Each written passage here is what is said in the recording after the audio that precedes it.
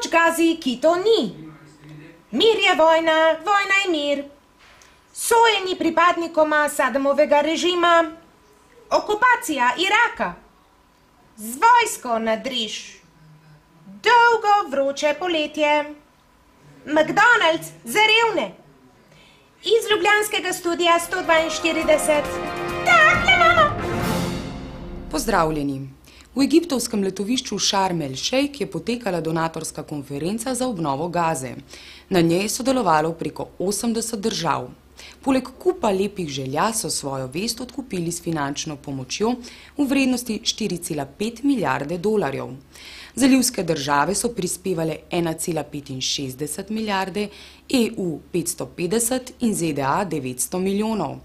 Čeprav so ZDA največji posamični donator, bo Gaza dobila le tretjino odobrenih sredstev. Namenjena bo nujni humanitarni pomoči, obnova razdejanega območja je izvzeta. Preostanek denarja bo šel na Zahodni breg. 200 milijonov bodo prispevali v proračun palestinske oblasti, 400 milijonov je namenjeno programom za okrepitev varnosti, javne uprave in ekonomskega razvoja. Podobno ravna ostanek mednarodne skupnosti. Gazi bi pomagali tako, da donacije ne bi šle skozi roke Hamasa. Že sedaj humanitarna pomoč čaka na mejnih prehodih, ki jih je Izrael blokiral. Na dovoljenje za prehod tako čaka 90 ton makaronov. Najprej je bilo potrebno dokazati, da ne bodo namenjeni humanitarcem iz vrst Hamasa, potem so se znašli na listi izdelkov, ki ne sodijo med elementarna živila. Podobno je s cementom. Izrael tovornjakom ne dovoli prehoda, ker cement predstavlja nevarnost dvojne uporabe.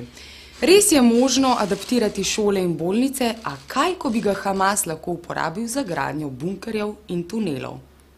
Hillary Clinton je po donatorski konferenci obiskala Izrael. Sestala se je tako s predsednikom Šimonom Peresom kot s novoizvoljenim premijejem Benjaminom Netanjahujem. Ena izmed glavnih tem je bil iranski jedrski program. Izraelski ministrstvi za obrambo in zunanje zadeve, generalštab, sedanji in prihajajoči vladni kabinet, so sestavili skupni seznam zahtev za pogajanja z Iranom. Izraelska stran načeloma ni proti pogovorom, če bo ameriška administracija sledila njihovim zahtevam. Pred in med pogajanji mora mednarodna skupnost Iranu naložiti sankcije. Če je možno v okviru varnostnega sveta, če ne, kakorkoli drugače. Pripraviti je potrebno ukrepe, če bodo pogajanja neuspešna. Iranu je potrebno zagroziti s popolno blokado. Pogovori morajo biti časovno omejeni, saj si Iran ne sme kupovati časa za razvoj jedrskega orožja, hkrati pa morajo biti definirani kot edina diplomatska priložnost za Iran. Američani naj sami pretehtajo, ali je sploh smiselno začeti s pogajanji pred iranskimi predsedniškimi volitvami, ki bodo junija letos. Po mednarodnem pravu blokada države brez resolucije Varnostnega sveta ZN pomeni vojno napoved. V Iraku sta se končali sojenji proti Tareku Azizu, iraškemu kristjanu, ki je v času Sadama Huseina opravljal funkcijo podpredsednika vlade in zunanjega ministra, ter Hasanu al-Madžidu, Sadamovemu nečaku, ki je opravljal mnoge funkcije. Nazadnje je bil obrambni minister. Obtožena sta bila sodelovanja pri zadušitvi šiitskega upora v bagdadski četrti Sadr leta 1999. Prvega je sodišče oprostilo zaradi pomankanja dokazov, drugi je bil spoznan za krivega. Al-Madžid si je tako prislužil že tretjo smrtno kazen. Prva mu pripada zaradi napadov na Kurde v 80-ih, druga za poboj tisočev šiitov, ki so se uprli po koncu prve zalivske vojne leta 1991. Novi ameriški predsednik bo izpolnil predvolilno obljubo in umaknil vojsko iz Iraka. To namerava storiti v 16 mesecih. Problem je v detajlih. Tretjina, torej 50 tisoč vojakov, bo v Iraku ostalo tudi po tem datumu, najverjetneje do leta 2012. V tem času bodo inštruirali in pomagali iraškim vojakom, sodelovali v borbi proti terorizmu ter varovali Američane in njihovo lastnino. Pravih vojaških operacij naj ne bi izvajali. Kljub peacemakerski retoriki predsednika Obame, plan umika ne omenja več kot 150 tisoč glave množice privatnega varnostnega in servisnega osebja, ki je v Irak prišla skupaj z ameriško vojsko. Irak bo vsaj delno povrnil stroške okupacije z novo pogodbo o nakupu vojaške opreme v vrednosti 3,5 milijarde dolarjev. Do sedaj so za ameriško opremo in storitve odšteli 1,5 milijarde. Declining oil revenues will put an added strain on a government that has difficulty delivering basic services.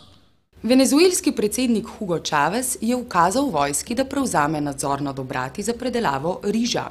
Riž spada med izdelke, katerim ceno določa država. Precej proizvajalcev se temu upira in namerno ne pošilja riža na domači trg ali pa ga prodaja po višjih cenah. Predsednik je vsem, ki bodo poskušali goljufati in onemogočati preskrbo z osnovnimi živili, zagrozil z nacionalizacijo podjetij. Čeprav gre za prisilni odkup, je lastnikom izplačena odškodnina v obliki državnih obveznic. Lani so bili zaradi podobnih špekulacij razlaščeni obrati za proizvodnjo cementa mehiškega giganta Cemexa. You have meddled with the primal forces of nature, Mr. Beale, and I won't have it! Is that clear? You think you merely stopped a business deal? That is not the case. The Arabs have taken billions of dollars out of this country, and now they must put it back. It is ebb and flow, tidal gravity. It is ecological balance. You are an old man who thinks in terms of nations and peoples. There are no nations. There are no peoples. There are no Russians. There are no Arabs. There are no third worlds. There is no West. There is only one holistic system of systems. One vast and immane, interwoven, interacting, multivariate, multinational dominion of dollars. Petrodollars, electrodollars, multi-dollars, Reichmarks, Rins, rubles, pounds, and shekels. It is the international system of currency which determines the totality of life on this planet. That is the natural order of things today. That is the atomic and subatomic and galactic structure of things today. Britanska notranja obveščevalna služba MI5 pripravlja možne scenarije za nerede in demonstracije v obdobju ekonomske krize. Najbolj jih skrbi letošnje poletje. MI5 in Special Branch nadzirata ekstremiste, ki bi lahko ljudi podžgali k nemirom zaradi izgub delovnih mest ali zaradi nagrad upravam bankrotiranih bank. Represivni organi so odločeni, da bodo nadzirali situacijo tudi v primeru, da se recesija poglobi. Scenariste najbolj skrbi srednji sloj, ki se bo spopadal z nezaposlenostjo in zapadlimi hipotekami. Večina prebivalstva je do ekonomsko-politične elite izrazito sovražna, saj ne odobrava ogromnih socialnih razlik. Še posebej so na udaru finančniki, ki se kljub reševanju bank z javnimi sredstvi niso odpovedali nagradam. V primeru, da policijske enote ne bodo zmožne kontrolirati razjarjenih ljudi, bo na britanske ulice poklicana vojska. Sezona protestov se odpre 1. aprila s srečanjem G20 v Londonu.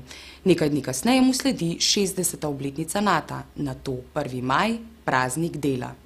Avstralski McDonald's namerava v revnih četrtih zvišati cene svoje ponudbe. Tam naj bi bili potrošniki bolj pripravljeni sprejeti podražitve, hkrati pa ne kupovati cenejših obrokov ali oditi v konkurenci. Namesto običajnega računovodskega določanja uspešnosti poslovanja se bodo pri podražitvah zanašali na socialno-ekonomske faktorje. Notranje poročilo avstralskega McDonald'sa je na območju Queenslanda identificiralo kar 73 poslovalnic, ki so zaradi socialnih razmer primerne za dvig cen. Iz ljubljanskega studia 142, ne, tega ne čutam. Okay. Iz ljubljanskega studia 142, a ne, sploh ne gledam v kamero, gledam kar nekam visok, čakaj, bom gledala v kamero, butara. Iz ljubljanskega studia 142, ne, tega tudi nisem začutila. Iz ljubljanskega studia 142, takle imamo.